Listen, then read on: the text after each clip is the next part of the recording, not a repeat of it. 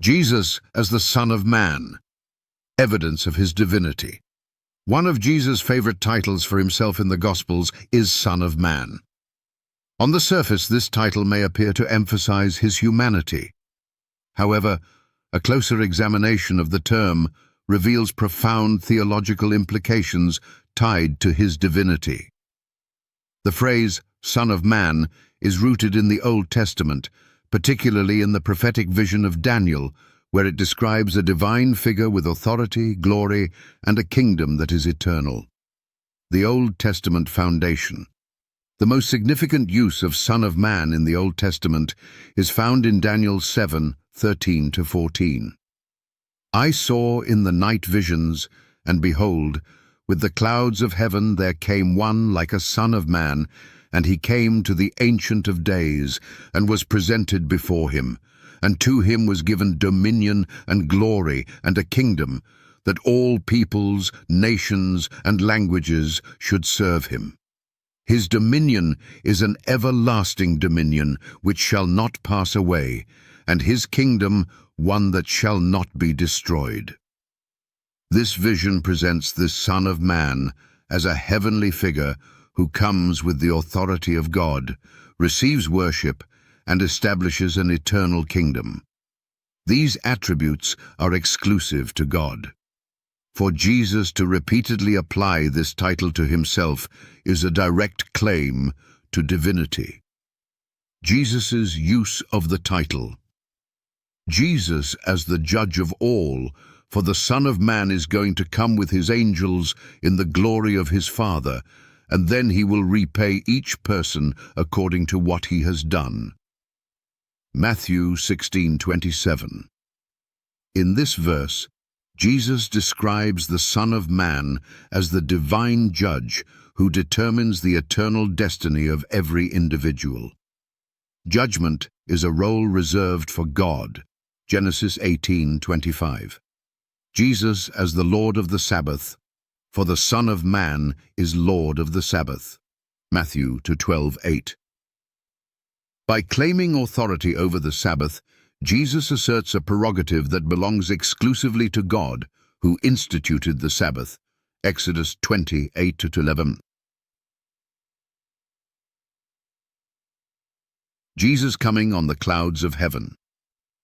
You will see the Son of Man seated at the right hand of power and coming on the clouds of heaven. Matthew chapter 26:64. During his trial before the high priest, Jesus references Daniel 7:13-14, directly claiming to be the Son of Man who will come with divine authority. This statement led to charges of blasphemy because the religious leaders understood it as a claim to equality with God. Jesus, forgiving sins. But that you may know that the Son of Man has authority on earth to forgive sins. Mark 2:10. Forgiving sins is a divine prerogative. Isaiah 43:25. Yet Jesus, as the Son of Man, exercises this authority. Jesus' mission to save. For the Son of Man came to seek and to save the lost. Luke 19:10. Jesus' mission to save humanity reflects the role of God as Savior. Isaiah 43:11. Theological implications. Jesus' use of Son of Man weaves together his humanity and divinity. He is the representative of humanity as Adam was, but he is also the divine figure from Daniel's vision who reigns eternally. By adopting this title, Jesus reveals himself as the God-man, fully human to identify with us and fully divine to save us. Challenges for skeptics and non-believers. What does Daniel 7:13-14 imply about the Son of Man? If the Son of Man in Daniel's vision receives divine authority, worship, and an eternal kingdom, how can this figure be anything less than God? Why did Jesus claim to be the Son of Man?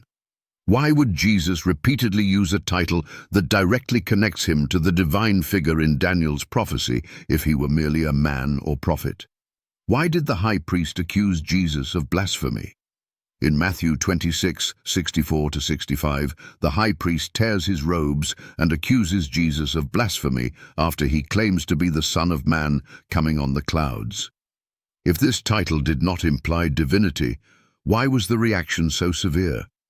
Who else can forgive sins? In Mark 2:10, Jesus claims that the Son of Man has authority to forgive sins. If only God can forgive sins, Isaiah 43:25. How can Jesus make this claim without being divine? How can the Son of Man be the Lord of the Sabbath? The Sabbath was established by God. How can Jesus, as the Son of Man, claim to be its Lord unless he is God? Why is the Son of Man worshipped? Daniel 7:14 states that all nations and peoples will serve the Son of Man. The Hebrew word for serve, pelach, is used for worship reserved for God. How can this be explained if Jesus is not divine? What does coming on the clouds mean? In the Bible, coming on the clouds is a symbol of divine presence and authority, e.g., Psalm 104:3. Why does Jesus apply this imagery to himself if he is not God? How does Jesus combine humanity and divinity? If the title Son of Man emphasizes Jesus' humanity, how do skeptics explain its clear divine connotations in Daniel's vision and Jesus' own claims? Why do the apostles affirm Jesus' role as Son of Man? The apostles, who were devout Jews, recognized Jesus as the Son of Man and worshipped him. Were they misled, or did they witness evidence of his divinity?